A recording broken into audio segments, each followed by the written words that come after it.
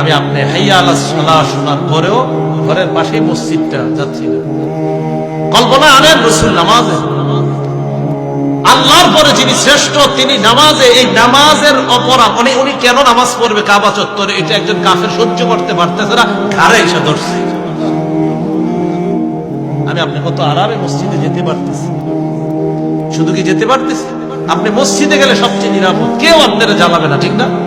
অথচ দেখেন আমার রাসূল মসজিদে নিরাপত্তা পাচ্ছে না, রাসূল নামাজ পড়তেছে, বেঈমান গিয়ে রাসূলের কাঁধে বসে।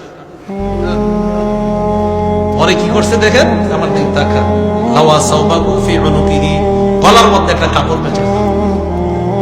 ওই যুগে আপনার কাপড়গুলো সুতাগুলো ছিল ধারালো, পেঁচাইয়া দড়ি দিয়া মানুষকে ফাঁসি দিলে আপনার যেইভাবে চেহারাটা আপনার জিহ্বাটা এই অবস্থা,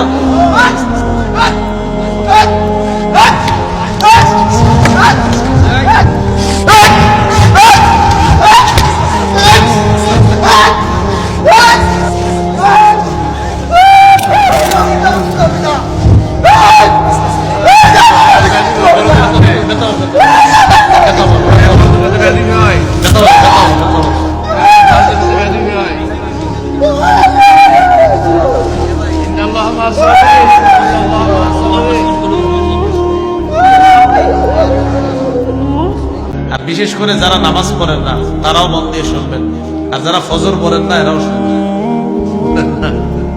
ফজরের নামাজ যাদের হয় না সবাই শুনবেন। আব্দুল্লাহ ইবনে মাসউদ রাদিয়াল্লাহু তাআলা আনহু বলেন,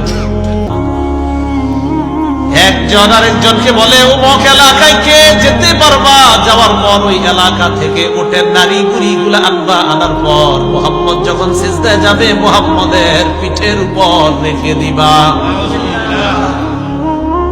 বুঝে আসছে সবার? যেহেতু আরেকটা মাহফিল হচ্ছে, হয়তো বুঝতে অনেক সময় সমস্যা হবে, না বুঝতে সাথে সাথে বলবেন, আমি আবার বলবো এটা। আপনারা বুঝতেছেন সবাই? বললো কে পারবা, অমুক এলাকায় যাবে, যাওয়ার পর ওই এলাকা থেকে উটের নারী বুড়িগুলো আনবা, আনার পর মুহাম্মদ সাল্লাল্লাহু আলাইহি সাল্লাম যখন মুহাম্মদ সিজদায় যাবে তার পিঠের উপর এই উটের নারী বুড়িগুলো রেখে দিবে। একজন দাঁড়ায় গেছে, নাম উকবা ইবনে আবি মুআইদ, পাপিষ্ঠ দাঁড়ায় কয় আমি পারব।